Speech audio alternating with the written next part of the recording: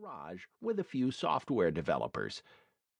While most dot-coms launched in the early 1990s went bust, Amazon flourished, with sales jumping from just $500,000 worth of books in 1995 to $61 billion in dozens of product categories by 2012.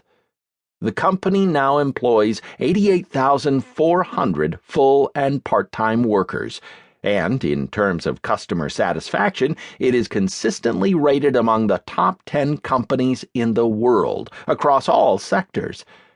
Writing in Harvard Business Review in early 2013, Morton T. Hansen, Herminia Ibarra, and Urs Peyer ranked Bezos as the best living CEO in the world, and second only behind the late Steve Jobs, thanks to the $111 billion increase in Amazon's market capitalization up to August 31, 2012, their last day of data collection. And if you think that was due to the good times in the United States and/or the good times for internet companies, think again. Amazon's country-adjusted returns during that period were 12,431%, while its industry-adjusted returns were 12,266%. Roger Agnelli was born in 1959 in São Paulo, Brazil. His father, Sebastião, had grown up in the interior of the state, alongside 10 brothers and sisters, near the coffee plantation where their own father, an émigré from Italy, had toiled long hours in the hot sun. Although Sebastião had only one day of formal school, he was expelled on his very first day after a teacher broke her finger trying to stop a fight between him and another student. He diligently studied his arithmetic at home with a tutor and eventually found success in adulthood as the inventor of an amazing wood dryer and a top exporter of industrialized wood. From an early age, Roger loved to visit his father's factory, soaking in its technology, efficiency, and cleanliness. He became passionate about mechanical engineering and planes, but ultimately decided to study economics at the prestigious FAAP in São Paulo.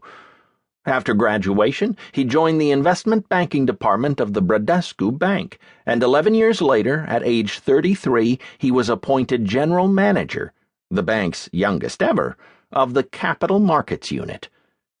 From that perch, Agnelli led more than 500 IPOs, supporting the local and international development of Brazilian companies, and became deeply involved in the massive privatization of the country's steel, telecommunications, mining, and energy sectors. That's how he came to run Vale. In 2000, Bradesco asked Agnelli to head the administrative council of a privatized mining company in which it had a major share, CVRD, Companhia Vale do Rio Doce, known as Vale. He got to know the people at the company, led a strategy study, and a year later was appointed managing president and CEO. Then, in just one decade, this grandson of a poor immigrant led one of the largest value creations in corporate history. Agnelli dreamed of the day when Vale would compete with industry giants, and within a decade he had achieved it. Vale was the largest non-state-owned company in Latin America and one of the 20 largest global corporations. In 2011, the last year of Agnelli's tenure, income was $23 billion on revenues of $59 billion, up from income of $1 billion on less than $4 billion revenue in 2001. Research from the Boston Consulting Group confirms that the company achieved the highest productivity and profitability in the world in the 2000s.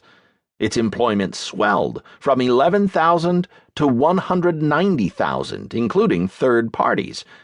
It resurrected Brazil's railroad sector and revamped its shipping industry, and it did so while caring for the environment, for, by example, planting or preserving 3 billion trees.